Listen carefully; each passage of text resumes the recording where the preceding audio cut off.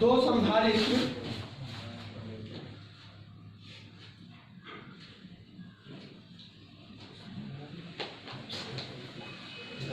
जिनके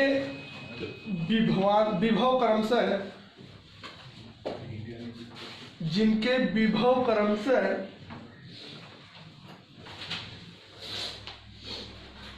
8 वोल्ट और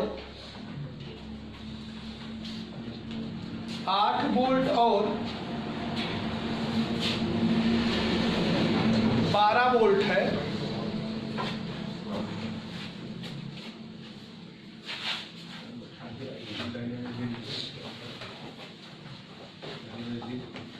तथा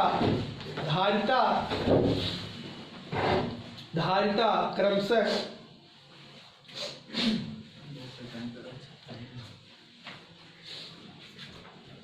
20 फैरेड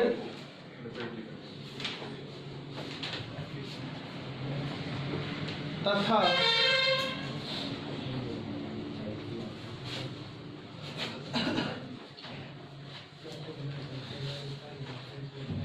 40 फैरेड है।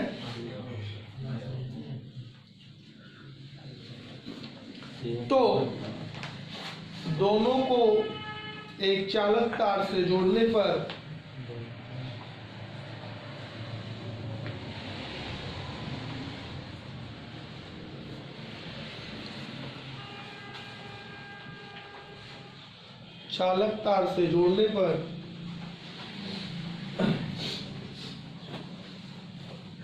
उभयनिष्ठ विभव तथा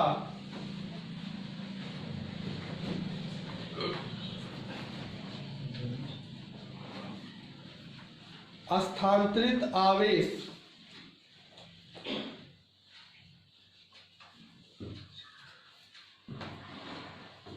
गामा ऊर्जा में हानि ज्ञात कीजिए।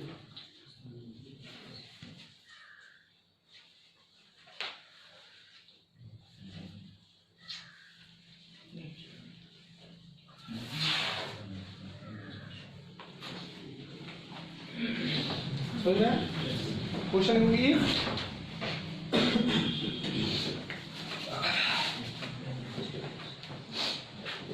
two capacitors, if two capacitors have 8 volt and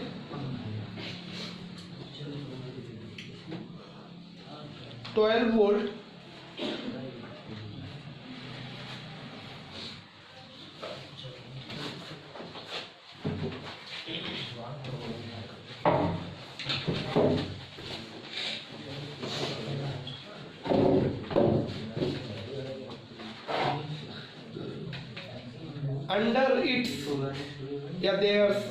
under their capacitance of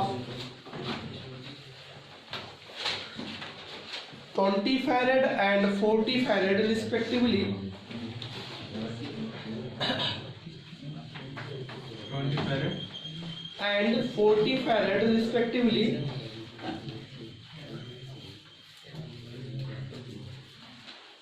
stop.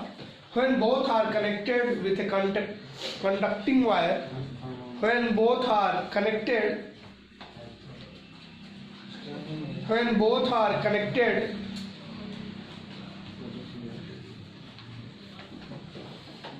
with a conducting wire, then find the common potential,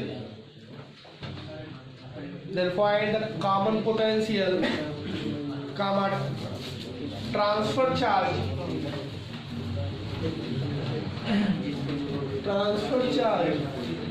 and loss in energy. ये फर्स्ट प्रॉब्लम है, आप ध्यान से देखो, इसमें 3 प्रॉब्लम एक साथ ऐड किया है। ये कैपेसिटर चैप्टर से और बोल रहा है कि आपके पास 2 कैपेसिटर्स हैं।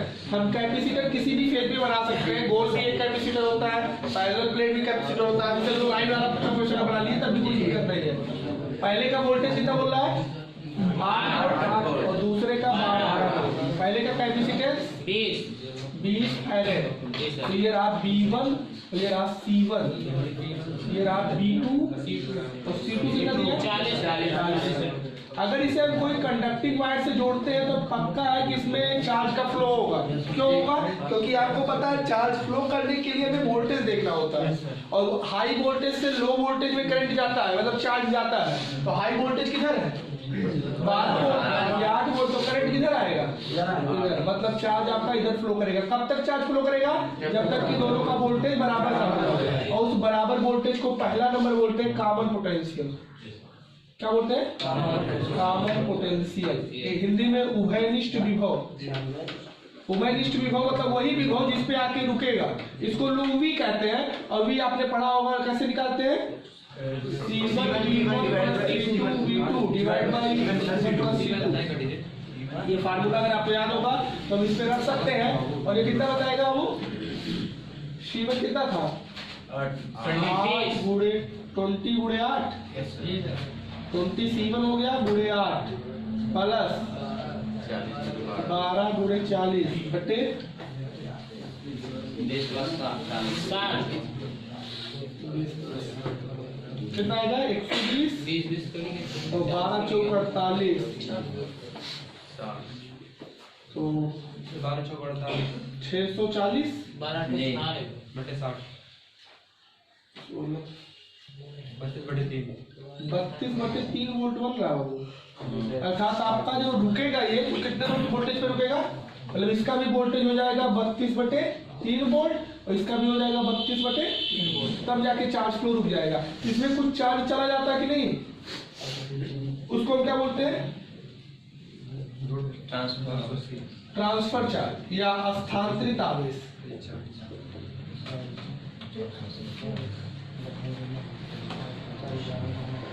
कैसे निकालते हैं? ज्यादा पहले किस में रहा होगा? पहले तो C2 × V2 ज्यादा रहा होगा और माइनस क्या कर देंगे? C2 × V, क्योंकि बाद में V हो गया। तो ये कैसे निकल जाएगा? C2 का वैल्यू 40, V2 था 12, बाद में हो गया 40, लेकिन 32/3 12 चौक 48 480, ये कितना हो जाएगा? 1280 क्या पूरा करोगे तो 1440 है और माइनस 1280 कितना बचेगा?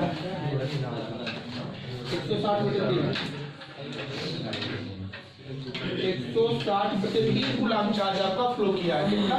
160/3 कूलाम चार्ज फ्लो कर लिया है।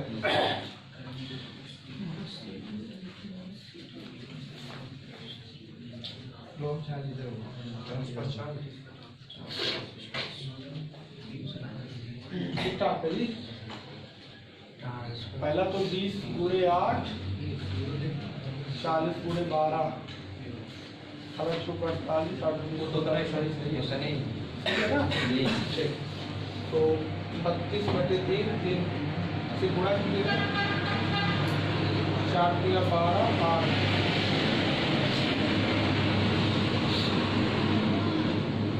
1440 1360 160/3 कूलाम।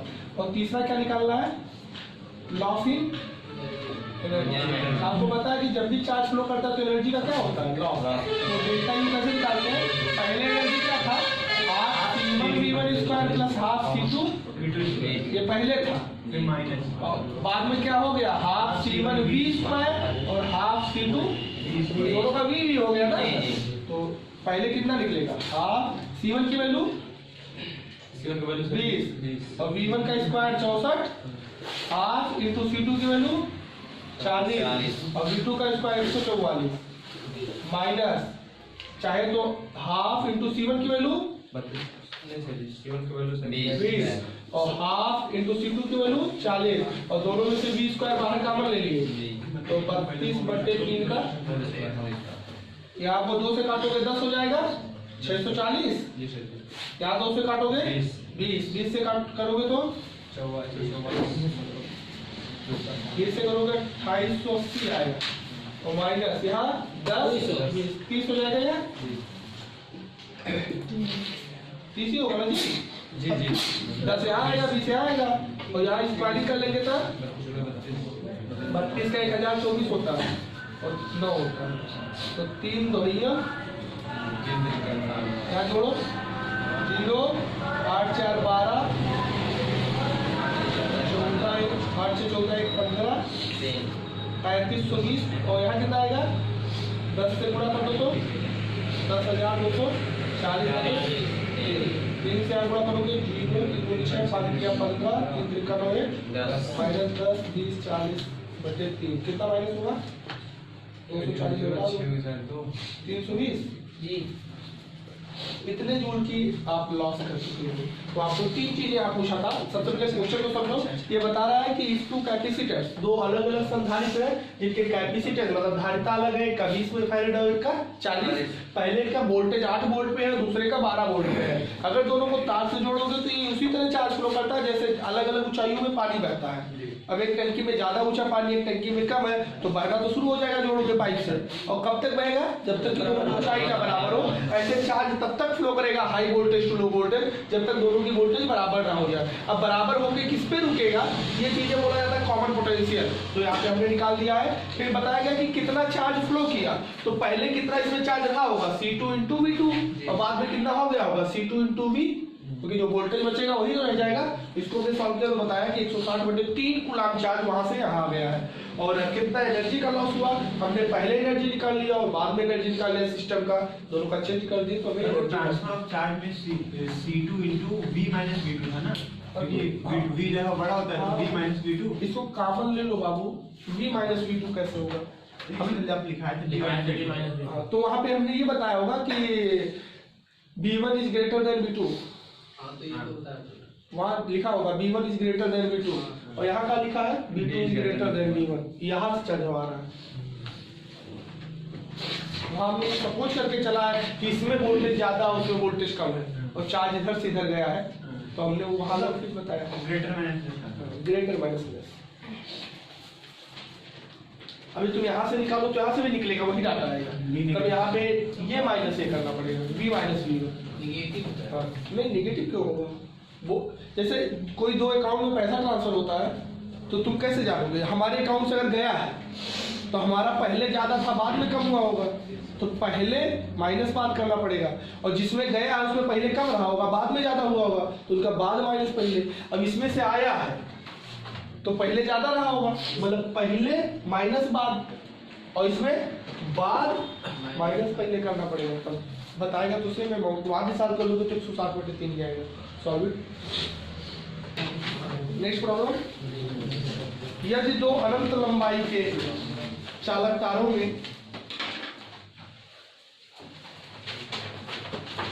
यदि दो अनंत लंबाई के चालक तारों में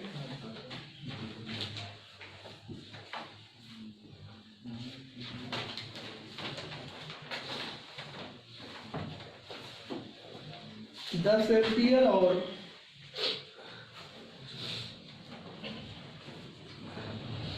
18 एम्पियर की धारा प्रवाहित हो रही है। 10 एम्पियर और 18 एम्पियर की धारा प्रवाहित हो रही है तथा उनके बीच की दूरी 20 सेंटीमीटर है तो तथा उनके बीच की दूरी 20 सेंटीमीटर है तो उनके एकांक लंबाई पर लगने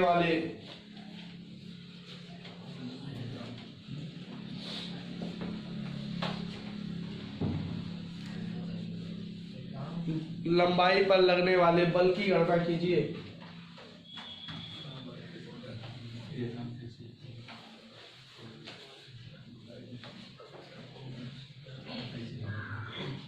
If two infinite long parallel conducting wire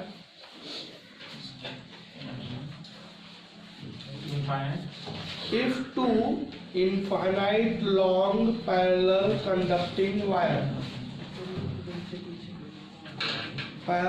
conducting wire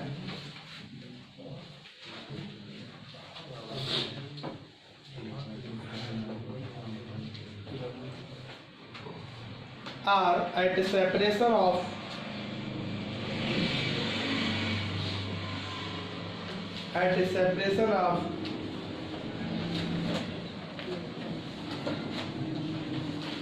20 centimeter, having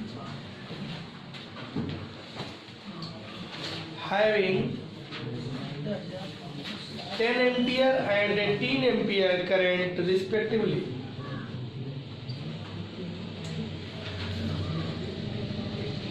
Ten ampere and 18 ampere current respectively. Then find the force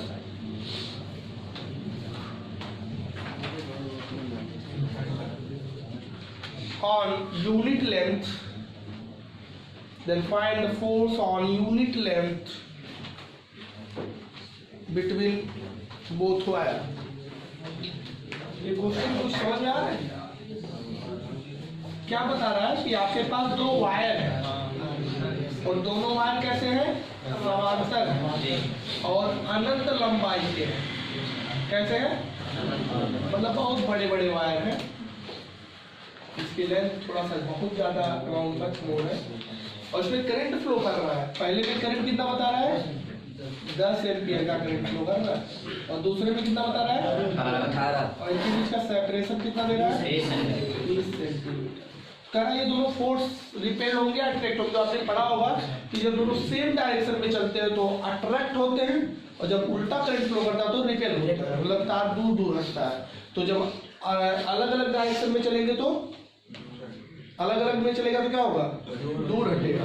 और इस समय सेम डायरेक्शन में चलेगा तो अट्रैक्ट होगा। तो आकर्षण और प्रतिकर्षण भी वहां बताया गया होगा नोट पॉइंट में कि कब अट्रैक्शन होगा आपका, रिपल्सन। जब दोनों में करंट सेम डायरेक्शन में होगा तब अट्रैक्ट करेंगे और जब दूसरे को उल्टा फ्लो करेंगे तो रिपेल करेंगे।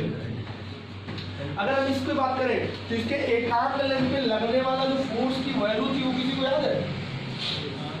क्या होता है?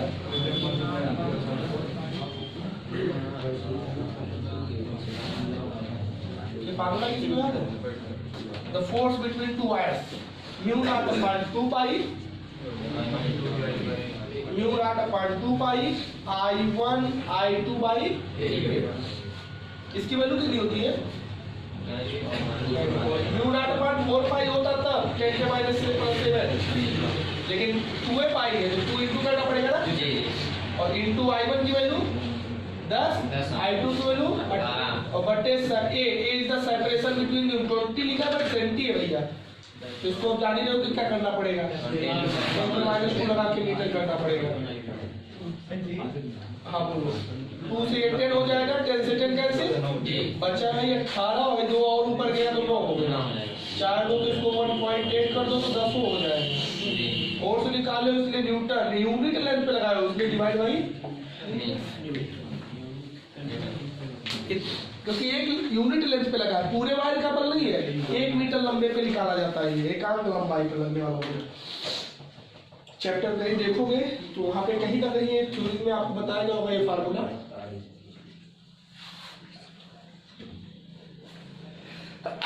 सॉरी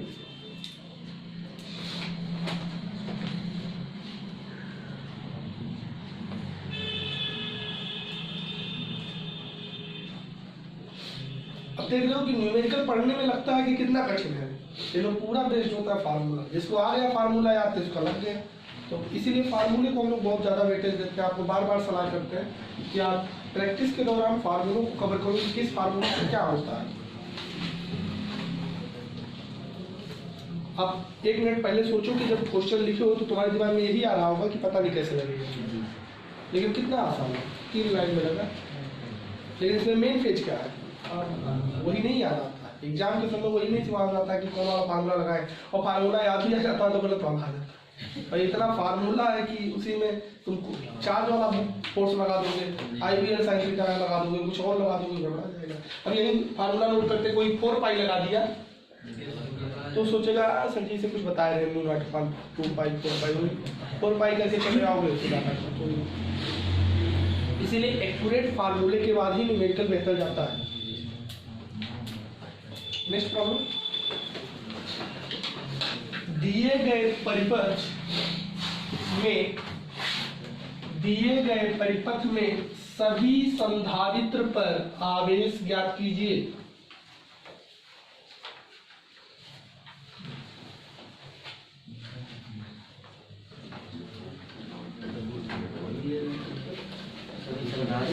सभी संधारित्र पर आवेश ज्ञात कीजिए।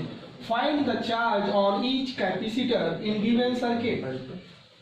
Find the charge on each capacitor in given circuit.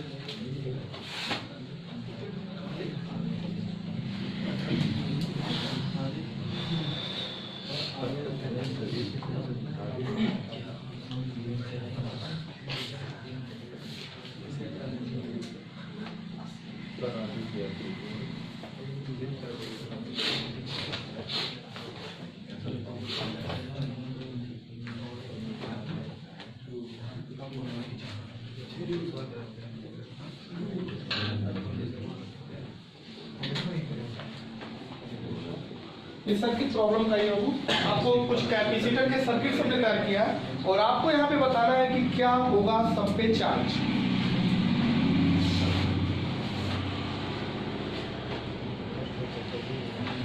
ये क्वेश्चन का ही पार्ट है, हम सॉल्व भी करेंगे। आप लोग घर पे प्रैक्टिस करोगे अगर समझ जाते हो कि हम कैसे सॉल्व कर रहे हैं। सॉल्व करने में हम कोई भी एक्स्ट्रा टॉपिक नहीं लाएंगे, बस जो चीजें आप पुराने समय में बताई गई है वही चीजों को अप्लाई करके हम इस आंसर तक पहुंच जाएंगे।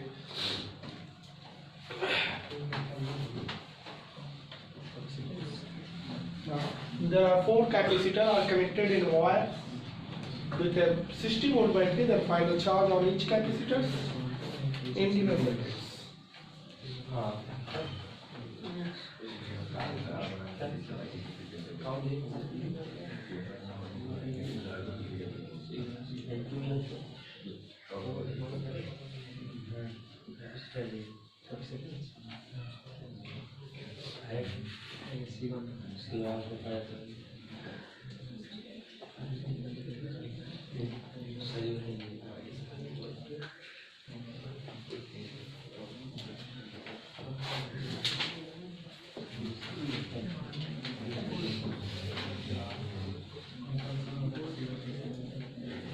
हाँ, ध्यान से देखो इसके सॉल्व में आपको ये पता होगा कि जब में कैपेसिटर या रेजिस्टेंस के सर्किट बनते हैं तो उसमें इक्विवेलेंट निकालना पड़ता है, तुल्य। और इसमें दो तरह के सीरीज चलते हैं, एक पैरेलल और एक सीरीज, मतलब समांतर क्रम और श्रेणी क्रम। अच्छा, ये दोनों किसमें है, समांतर या श्रेणी, पैरेलल है या सीरीज में? तो मतलब 4 फैरेड एंड जो 2 फैरेड का सिस्टम यहाँ पे है, हम इसको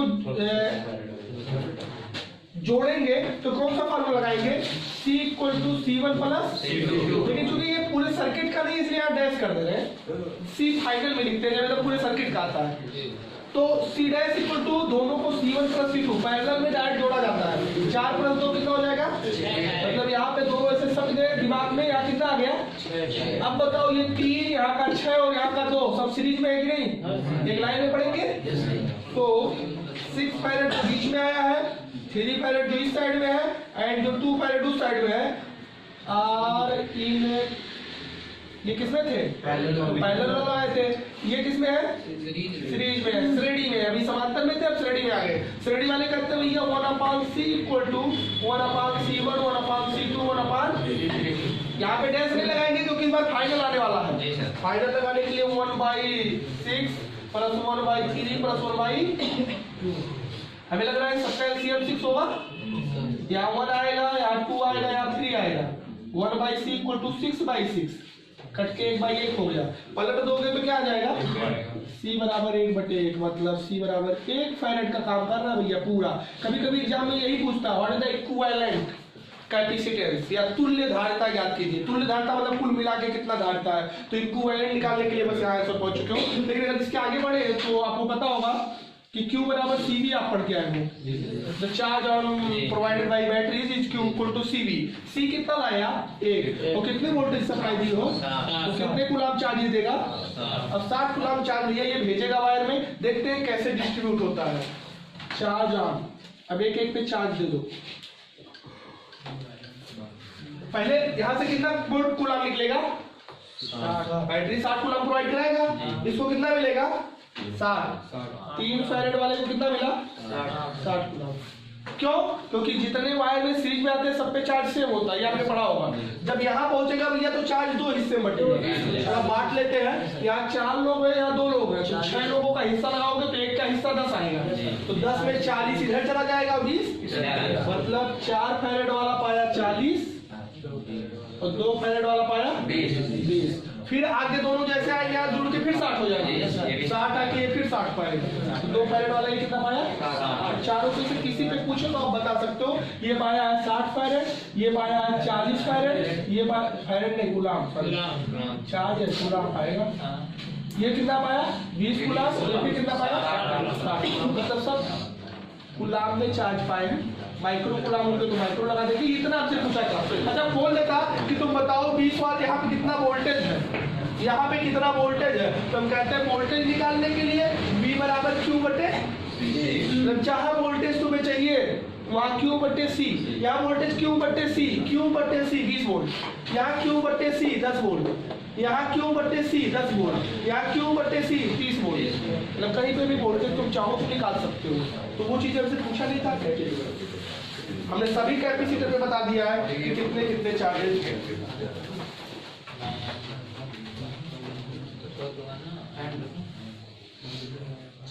यहाँ लिखा है 4 फैरेड और 2 फैरेड समांतर क्रम में है, और यहाँ लिखा है 6 फैरेड 3 फैरेड और 2 फैरेड श्रेणी क्रम में है।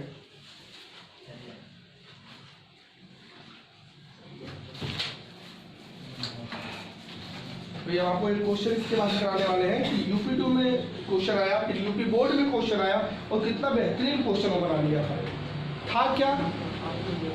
आपके फिजिक्स के 1 से 30 चैप्टरों में से चौथा चैप्टर, 5वां चैप्टर और 25वां चैप्टर जोड़ दिया था। और 5वां और 25वां अगर आता है तो फिर वो बढ़ जाए, अगर नहीं आता तो फिर यूपी बोर्ड का था, ऑब्जेक्टिव में आया था। अभी 2 साल पहले के पेपर में था, 2019 वाले में 18 वाले में था। अच्छा बहुत ही आसान था, कठिन नहीं था, लेकिन ये था कि दोनों समझ आपके पास होनी चाहिए, और वो क्वेश्चन इसके बाद हम जस्ट कराने वाले हैं।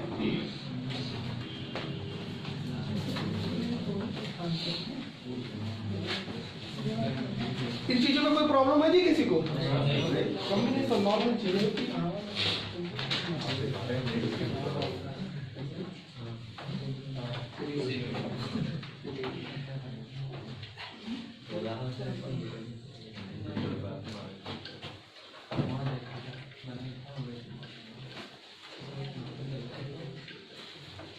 दिए गए चित्र में सभी प्रतिरोधों के बीच धारा ज्ञात कीजिए।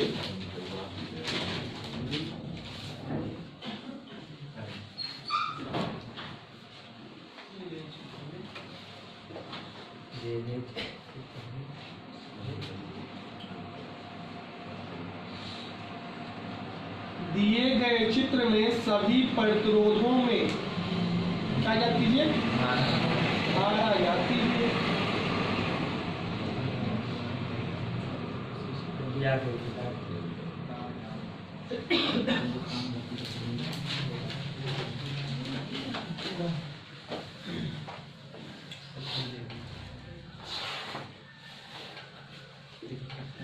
Find the current across each resistance in given figure.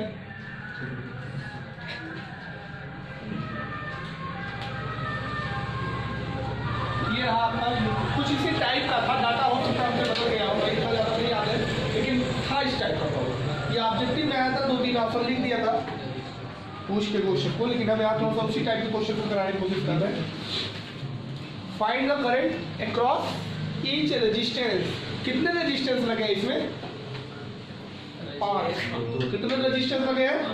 Into 4 का, फिर 3 का, फिर 3 का, फिर 4 का, इनटू 5 का। देख रहे हो क्या कितने रेजिस्टेंस है? 5 रेजिस्टेंस है। पांचों का एक कॉम्बिनेशन बना दिया है, लेकिन साथ ही साथ 2 डायोड भी यूज किया है। सिंबल किसका है? डायोड का है। डायोड 25वें चैप्टर में चलता है और रेजिस्टेंस 25वें चैप्टर में चलता है। दोनों की बात अगर समझ पा रहे हो तो ये क्वेश्चन बेहद आसान है, अगर नहीं समझ पा रहे हो तो फिर आपके लिए दिक्कत। आपको पता होगा डायोड क्या करता है? डायोड एक सिस्टम है जो कभी कभी करंट को फ्लो करने देता है और कभी कभी बस वही चीज आपको यहाँ समझना है कि कभी कभी वो अग्र अभिनत में होता है, मतलब फॉरवर्ड बायसिंग में होता है, तब तो जीरो रेजिस्टेंस कर देता है, भैया आओ जाओ। लेकिन जब वो रिवर्स बायसिंग में जाता है उत्क्रम अभिनत में, तब तक इनफाइनाइट रेजिस्टेंस कर देता है, डिप्लेशन लेयर बढ़ा देता है और कहता है कोई भी चार्ज हमारे अंदर से गुजरेगा नहीं, मतलब करंट फ्लो। हम देखेंगे कि जो हमारा पहला डायोड है ये अग्र अभिनत में या पश्चिम अभिनत में, उत्क्रम अभिनत में, मतलब फॉरवर्ड में या रिवर्स में है। ये ईयर को बताता है या पी को लाइन? डायोड के सिंबल में लाइन ईयर को बताता है कि पी को? डायोड का जब सिंबल हम आपको बनवाए होंगे तो ऐसे बताए होंगे कि डायोड बार बार नहीं बनाया जाता, इसे बनाया जाता है, इसको पी कहते हैं, उसको ईयर कहते हैं। अब ये बताओ ईयर वाला डायोड का जुड़ा किससे है? पॉजिटिव से। और पी वाला किससे जुड़ा है? अब पी वाला जुड़ा है निगेटिव से, ईयर वाला जुड़ा है पॉजिटिव से। रिवर्स बायसिंग या फॉरवर्ड बायसिंग?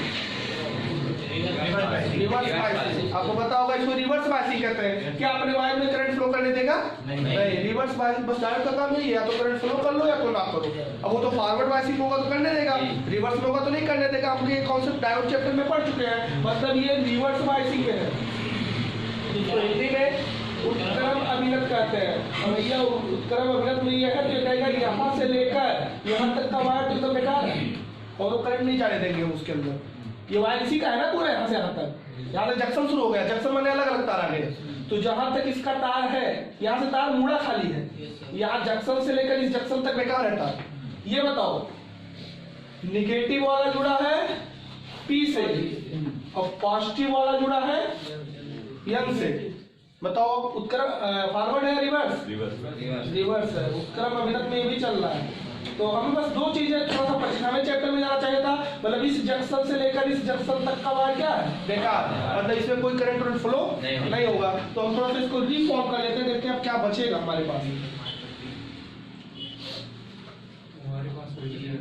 बस यही हमारे पास बच रहा है। हमको लगा ये सब श्रेणी में है। श्रेणी जोड़ने के लिए क्या दिक्कत है, तो हर कोई जानता है। 20 वोल्ट की बैटरी लगी है, एक तो यहाँ बचा है 3 का, यहाँ बचा है 5 का और यहाँ बचा है कट गया ना, मतलब नहीं निकला, क्योंकि हम अपनी जो कॉन्सेप्ट रखे उससे ये पता चेक कर लिए हैं। और अगर ये तीनों देखें तो एक ही वायर में लगे हैं, तो R बराबर R1 प्लस R2 प्लस, ये श्रेणी में ओम कक्षा 10 से पढ़ के आ रहे हो, श्रेणी में लिया तो फिर 3 धन 5 धन कितना जाएगा? 11। कितना वोल्ट हो जाएगा? 11 वोल्ट। V बराबर IR पड़े होंगे अकॉर्डिंग टू कौन ये बताते हैं? Ohm's law. तो वोल्टेज कितने का अप्लाई है? 20। आई निकालना है, आर कितना है? 11। आई बराबर 20 बटे यूनिट क्या दोगे? ये जानते हो ना, जब करंट निकलता है तो इसमें सब में वही जाता है, मतलब इसमें कितना जाएगा? 20 बटे 11 एम्पियर। इसमें कितना जाएगा? 20 बटे 11 एम्पियर। इसमें कितना जाएगा? तो इस श्रेणी में करंट बनाता नहीं है, सब में करंट नहीं मिलता जाता है। और इसमें कितना? इसमें कितना? समझ में आया? यही बोला था कि सब में हमें करंट बता दो कितना करंट फ्लो करेगा। अब इतने आसान क्वेश्चन को आप 4 लाइन में तभी लगा पाओगे जब 2 चैप्टरों का कॉन्सेप्ट आपके साथ चलेगा। जिसको रेजिस्टेंस बढ़िया से आता है, ओम्स लॉ बढ़िया आता है, लेकिन अगर डायोड नहीं पढ़ा है तो उसके बस की बात ये नहीं है। और जो खाली डायोड पढ़ा है, ओम लॉ नहीं पढ़ा, वो भी नहीं लगा पाएगा। हमारे नीट और IIT वाली प्रॉब्लम ऐसे बनाते हैं जिसमें 6 चैप्टर लगेगा, 5 चैप्टर लगेगा। अब 5 आता है तो लगाओ, नहीं तो फिर 4 आता है तो फिर आधा जानकारी नहीं आपको माइनस होगा। यही वजह है कि नीट और IIT में नंबर लाना बहुत टफ हो जाता है। वही ला पाता है जिसको पूरी जानकारी होती है, और पूरी जानकारी का मतलब खाली 12 नहीं, पूरा 11 पूरा 12। 60 चैप्टर फिजिक्स, 60 चैप्टर केमिस्ट्री और 60 चैप्टर मैथ या बायो। अगर आता है तो IIT और नीट खेल। अगर एक भी चैप्टर जिसमें कम है हालत खराब हो गई। यही वजह हम लोग कहते हैं कि आप बच्चों को फाउंडेशन करना चाहिए, मतलब जब 11 में रहे तब भी 11-12 दोनों पढ़े, और 12 में रहे तब भी 11-12 दोनों पढ़े। यहाँ स्कूल वाले ने यही प्रॉब्लम कर देते हैं, 11 में कहेंगे 11 और 12 का पढ़ोगे, उनको लगता है 12 हो जाएगा, 12 पढ़ो तब वो नहीं आएगा। तो नहीं तो आप लोगों की मेंटेलिटी ना, समाज में से मिथ्या बातें फैला दी गई है, झूठ बातें कि 11 में नहीं पढ़ा जाता है या 11 में पढ़ना नहीं चाहिए, 12 में एग्जाम होता है, ऐसे ही हमारे करियर को बाद में बात कर देती है। नेक्स्ट प्रॉब्लम बोले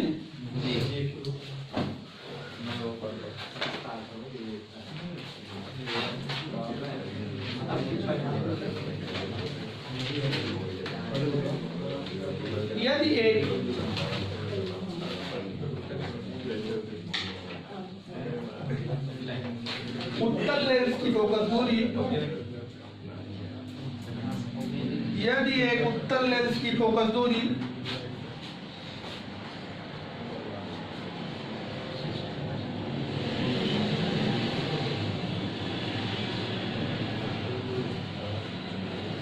सेंटीमीटर है,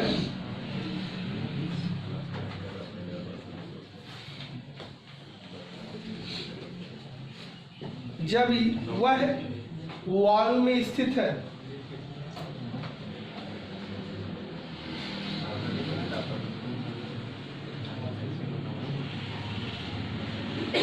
तो इसे पूर्णतः जल में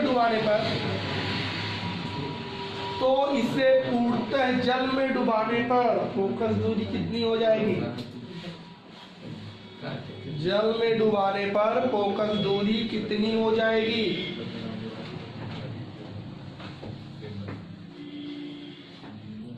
जबकि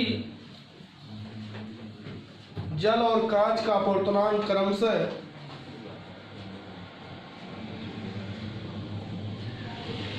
जल और कांच का अपवर्तनांक क्रमशः 4/3 व 3/2 है।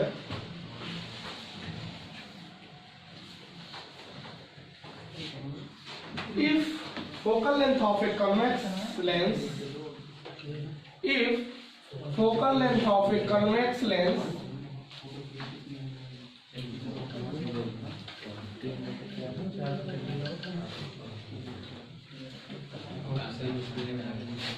H 20 centimeter in air, then find the focal length of the lens in water.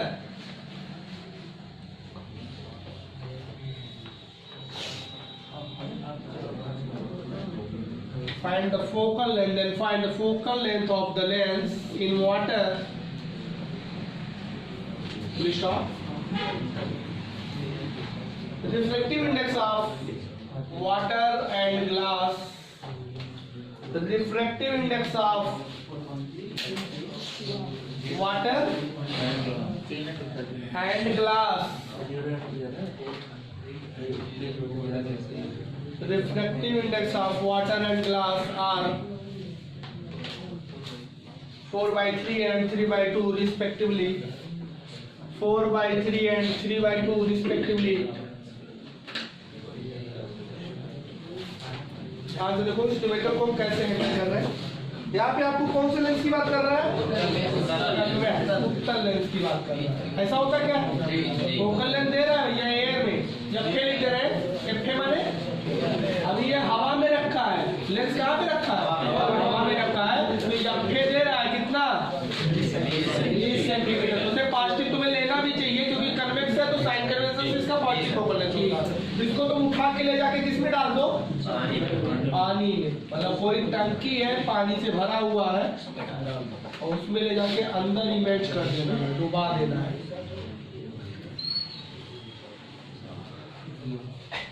वही लेंस है, कोई दूसरा लेंस नहीं है। और जब पानी में लाओगे तो इसका फोकल लेंथ FW से दिखाया जाएगा। कह रहा भैया हमको थोड़ा बताओ FW कितना होगा जब वो पानी में जाएगा तब, जबकि जब हवा में है तो 20 सेंटीमीटर है। पानी में डुबा देंगे तो फोकल लेंथ क्या वही रहेगा कि बदलेगा? तो आपको पता चलेगा कि focal length depend on the माध्यम, मीडियम बदला तो फोकल लेंथ तो बदल ही जाएगा। अब ये है कि हवा में जब था तो 20 सेंटीमीटर का फोकल लेंथ था और अब आपको वाटर में फाइंड करना है। ऐसे कंडीशन में हम पहले का रेडियस मान लेते हैं R1, दूसरे का R2। दो सरफेस है R1 एंड R2, तो चूंकि डाटा दिया नहीं है तो हमने सपोज कर लिया, कंसीडर कर लिया। बट डाटा कुछ और दे रहा है, रिफ्लेक्टिव इंडेक्स ऑफ वाटर दे रहा है। रिफ्लेक्टिव इंडेक्स ऑफ वाटर मतलब जल का अपवर्तनांक। कहाँ लिखोगे W? बाद में। इसका है किसके रिस्पेक्ट में दे रहा है? नहीं बताया। बताया क्या? नहीं। रिफ्लेक्टिव इंडेक्स ऑफ वाटर और रिफ्लेक्टिव इंडेक्स ऑफ ग्लास, दो चीजें रहा है, कांच का अपवर्तनांक और जल का अपवर्तनांक। लेकिन ये नहीं बताया कि किसके रिस्पेक्ट में। तो आपको पता है जब ना बताया तो किसका रिस्पेक्ट माना जाता है? वायु के सापेक्ष माना जाता है, एयर के रिस्पेक्ट माना जाता है। ये आपको पता होना चाहिए। और ये आपको डाटा दे रहा है 4/3 और ये दे रहा है 3/2 अकॉर्डिंग टू क्वेश्चन। क्वेश्चन ने भैया दो काम ये दिया है, reflective index of water, reflective index of glass, और एयर में इसका फोकल लेंथ बताया है, वाटर में पूछ रहा है। इसको मैं सॉल्व करने के लिए हम फार्मूले पे आते हैं। सिंस चूंकि 1/F जब लोगे, मान लीजिए एयर पे फार्मूला लगा रहे हो, तो यार फार्मूला तो पढ़े होगे यार बार बार, n minus 1/R1 minus 1/R। भैया इससे अभी नहीं मतलब, यार के आगे पीछे कुछ लिखा जाता है, ये आपको पता होगा। यार रिफ्लेक्टिव इंडेक्स है और इसके आगे पीछे लिखने का तरीका है। एयर पहले रहा होगा एयर में, फिर किसमें घुसा होगा? अरे ग्लास में। पहले एयर में रहा होगा, फिर किसमें गया होगा? पहले एयर में रहा होगा, फिर किसमें गया होगा? पहले एयर लिखना पड़ेगा, बाद में ग्लास। हमने बताया था कि पहले किस मीडियम में और बाद में किस मीडियम में गया, उस तरह लिखोगे तभी रिफ्लेक्टिव इंडेक्स सही जाएगा।